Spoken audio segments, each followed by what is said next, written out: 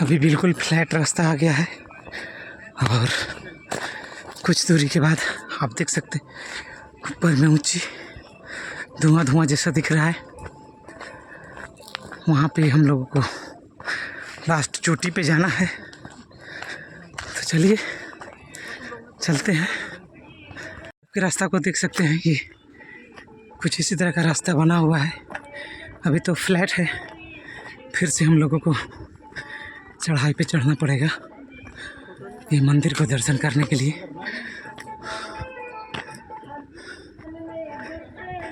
जय श्री राम।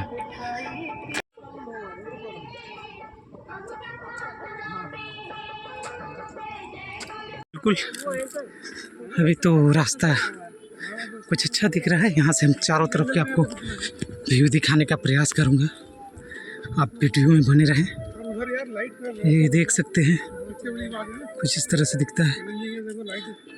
का कनेक्शन दिया हुआ है, पानी भी भरा रहता है इसमें।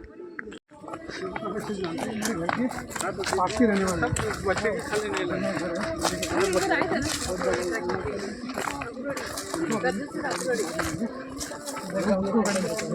चल के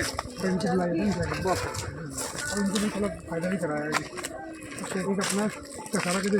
हमारे साथ साथ और भी बहुत सारे तीर्थयात्री लोग आ रहे हैं इस मंदिर को दर्शन करने के लिए, जो देख सकते हैं। ये लोग भी हमारे साथ चल रहे हैं, कभी आगे तो कभी पीछे, और भगवान शिव के दर्शन करने के लिए